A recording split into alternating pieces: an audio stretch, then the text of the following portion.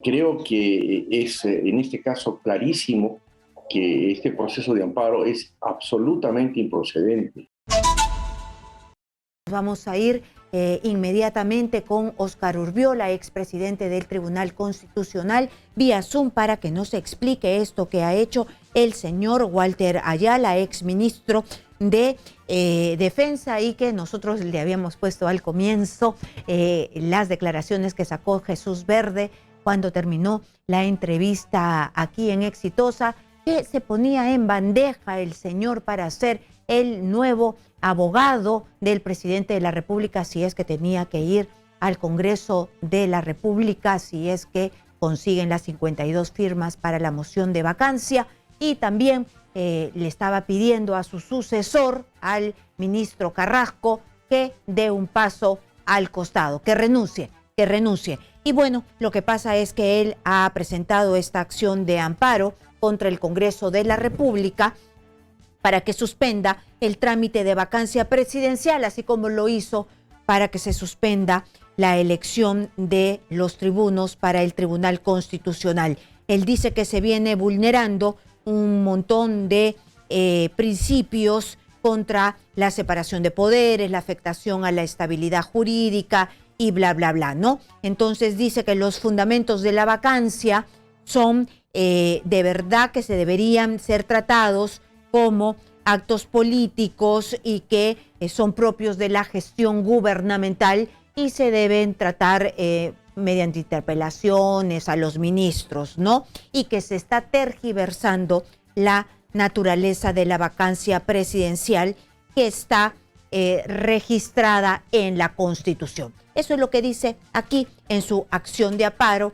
que ya fue admitida en un juzgado. Pero como de esto sabe más el señor Óscar Urbiola, ya lo estamos viendo, para que él nos explique si el señor Ayala tiene razón, no tiene razón, si tiene posibilidades de que le acepten esta acción de amparo o no. Bienvenido, doctor Urbiola, a Las Cosas por su Nombre.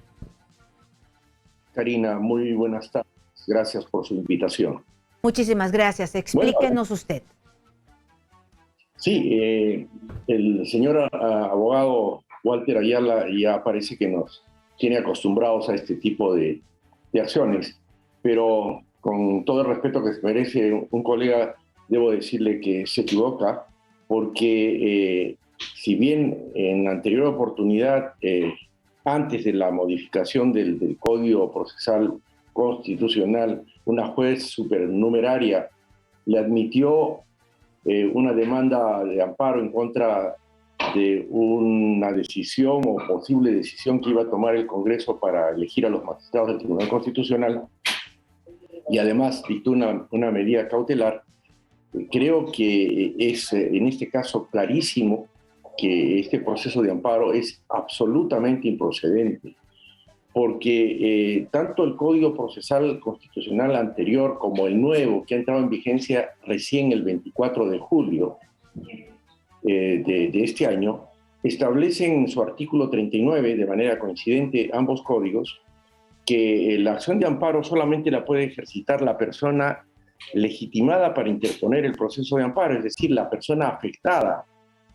El señor Walter Ayala no es afectado por esta digamos, función que pretende ejercer el Congreso de la República, y por otro lado quiere utilizar el amparo para ejercer una función de control político en un proceso de amparo que es un proceso en el que se hace el análisis en una dimensión subjetiva, o sea, la afectación a un determinado sujeto, sea persona natural o persona jurídica.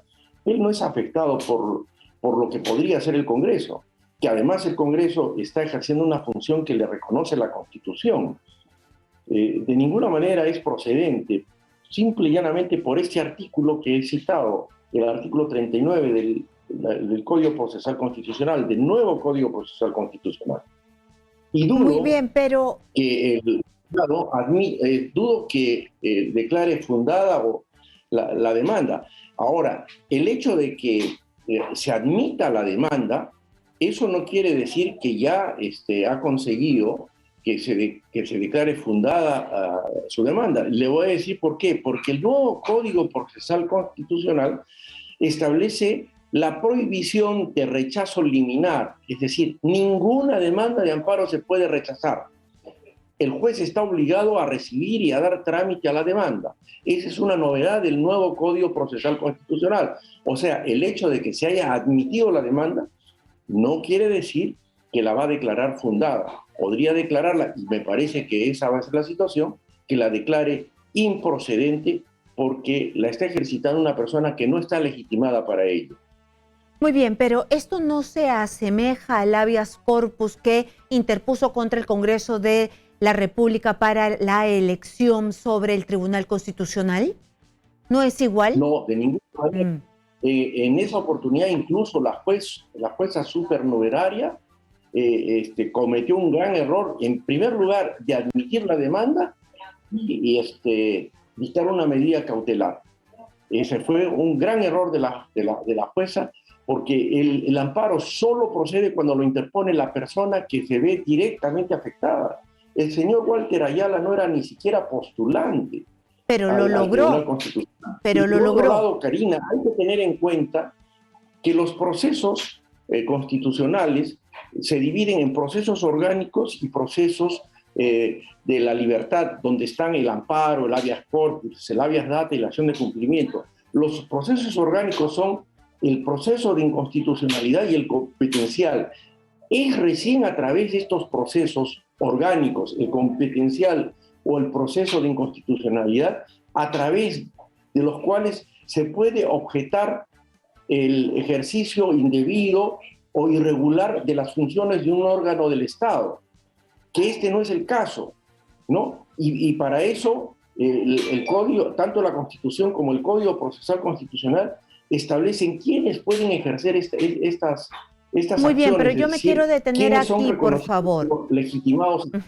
Yo me quiero detener aquí para que todos podamos entender, porque en buena cuenta el señor Ayala logró lo que se propuso con una juez supernumeraria que accedió a su pedido y lo hizo, según usted nos explica, en contra de la reglamentación. Y si vuelve a lograrlo en contra de la legislación, en contra de su opinión, en contra de lo que dicen los libros de derecho, y logra detener el proceso y la moción de vacancia, estaríamos nuevamente ante una situación absolutamente irregular que ojalá no se produzca, Karina, porque eso es afectar el Estado de Derecho. Vivimos en un sistema de derecho y de democracia que establecen cuáles son los procedimientos para cada tipo de acción. En este caso, el proceso de amparo, como fue la oportunidad anterior, no es procedente para paralizar el ejercicio de una función que le corresponde al Congreso de la República. Máxime, si esto no se ha concretado, el Congreso de la República tendrá necesariamente que observar el procedimiento que está establecido en la ley. Obviamente, si el Congreso de la República no procede conforme a su reglamento, que es ley de la República, podría dar lugar incluso a una acción competencial, pero no a una acción de amparo. La acción de amparo está considerada como una acción o como los procesos de la libertad para defender los derechos individuales de las personas. Pero ya no se generó un precedente, con el tema del TC. No, es que tampoco el señor Walter Ayala era candidato, no se le había afectado directamente ningún derecho. Es como que, mire, el señor Ayala... Sí, yo lo entiendo, pero no generó esa jueza al darle la razón un precedente de la cual se pueden agarrar ahora para tomarlo como ejemplo. Karina, los errores no generan precedentes. Los errores no generan precedentes. Ese fue un gran error. Y es más, hasta se le puede atribuir una responsabilidad funcional. Que ¿Y se le atribuyó o no se le atribuyó? ¿En qué quedó eso? ¿Se sabe? ¿Se le atribuyó alguna responsabilidad? No le escucho, la comunicación está pésima, no le escucho. No sé si podemos arreglar la comunicación, pero no sé si ya me está escuchando mejor o sigue mal mi comunicación. Ahora sí. Yo le preguntaba si es que le hizo algún tipo de, se le imputó algún tipo de responsabilidad a esta jueza, terminó en algo, porque o si no, se quedó en la absoluta impunidad y pareciera que tenía la razón, ¿no? No, desde mi punto de vista, Karina, y con el respeto que pueda merecer esta señora juez supernumeraria, cometió un grave error y los errores no generan precedentes. Y yo espero de que esta demanda haya caído en un juzgado que sea atendido por un juez que proceda correctamente. Y hay que tener en cuenta otro aspecto diferencial con el proceso anterior. El nuevo Código Procesal Constitucional establece que todas las demandas son admitidas sí o sí. De ninguna manera hay rechazo liminar, o sea que esto ha sido admitido. Pero ahora, con el nuevo Código Procesal Constitucional, hay una audiencia única obligatoria que antes no había y que se puede convocar hasta dentro de los 30 días posteriores a la interposición de la demanda. Puede citarse antes, pero en todo caso el plazo máximo es 30 días. Y de la demanda se corre traslado 10 días a la parte demandada, en este caso al Congreso. De tal manera que es probable, si es que no pide medida cautelar y la atiende, es probable que esta demanda, cuando sea digamos, realizada la audiencia, contestada la demanda, ya el Congreso haya tomado una decisión. Y las decisiones pueden ser muy variadas. Una de ellas podría ser que ni siquiera se admita la moción. Es más, que ni siquiera se llegue a debate, porque usted sabe que para admitirla hay una votación que se manifiesta en las firmas que presentan la moción. De acuerdo. Y luego para ir a debate se necesitan más de 50 firmas. De acuerdo. Y luego es por para eso tomar la decisión de vacar se necesitan 87 votos, de tal manera que no se configura tampoco el peligro, podríamos decir, de afectación de un derecho del señor Walter Ayala, que nada tiene que ver con este proceso. El señor Walter Ayala está forzando un sistema de control concreto, que es el amparo, para un sistema de control abstracto, que son los procesos de inconstitucionalidad y competenciales. En realidad es una aberración lo que está cometiendo. Es por eso que el señor Walter Ayala ni siquiera tiene tanta fe en lo que acaba de presentar en esta acción de amparo, que él se pone en el supuesto que podría ser el abogado del presidente de la República si es que el presidente llega hasta el pleno del Congreso de la Nación. Entonces, ¿por qué hacer esto? ¿Por qué, si él sabe todo el tema, se supone que sabe, es abogado y sabe que va por mal camino? ¿Por qué hacer todo este show?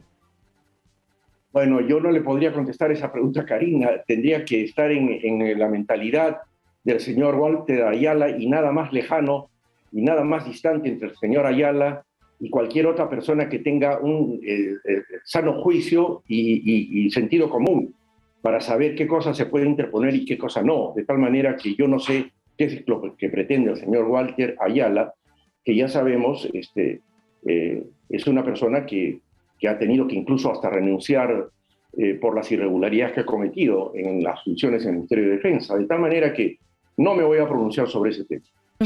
Incluso recientemente se sabe que la Fiscalía de la Nación va a pedir pues la declaración del presidente de la República el 14 de diciembre, y también va a pedir pues la declaración de Walter Ayala por abuso de autoridad y patrocinio ilegal. Al presidente de la República se le puede pedir la declaración, se le puede investigar, pero no se le puede acusar. Efectivamente, él tiene una inmunidad durante los 5 años de su mandato por todos los delitos que no sean los que señala expresamente el artículo 117 de la Constitución, que son traición a la patria, que disolver el Congreso de forma distinta a la que señala el artículo 114 de la Constitución, por impedir las elecciones generales y regionales y por impedir la reunión del Jurado Nacional de Elecciones. Esos son los únicos delitos por los cuales se le puede procesar durante su mandato. Y los otros podrá ser investigado, ¿no?, en investigaciones preliminares, pero no puede ser procesado durante los 5 años de su mandato. Ujú. Y la vacancia presidencial, en realidad, cuando se cometen torpezas al gobernar o cuando se miente, eso sí puede llevar hacia la vacancia presidencial dentro de la incapacidad moral. Sí, y eso está librado, Karina, a una interpretación que el Congreso de manera abierta prácticamente la hace, y en función a la existencia de los votos que señala ni siquiera la Constitución, sino el mismo reglamento del Congreso. Los 87 votos que representan la mayoría calificada no están contemplados en la Constitución, están contemplados solo en el reglamento del Congreso, que tiene categoría de ley orgánica y que se modificó cuando el Tribunal Constitucional, en una sentencia de inconstitucionalidad, consideró que para tomar una decisión tan grave como es la vacancia del presidente de la República, no podía considerarse la mitad más uno de los miembros del Congreso, o sea, la mayoría absoluta, que en ese tiempo eran 66, me parece, votos. Y exhortó al Congreso para que el Congreso, para el caso de la vacancia, también considerara la votación calificada, que para tomar otras decisiones establecía la misma Constitución, como es el caso, por ejemplo, para la elección de los magistrados del Tribunal Constitucional. Yo creo que fue razonable esa exhortación, porque ¿cómo es que para elegir a un magistrado se necesita 87 votos y para vacar al presidente era la mitad más uno? De acuerdo. Bueno, y el Congreso hizo caso a esa exhortación y modificó su reglamento, y actualmente es una mayoría calificada de 87 votos. Muy bien, muchísimas gracias a Óscar Urbiola, expresidente del Tribunal Constitucional, que nos está ayudando a comprender estos dos temas y a ver cuándo se determina cuáles son los límites de esta incapacidad moral que parece que faltan determinar.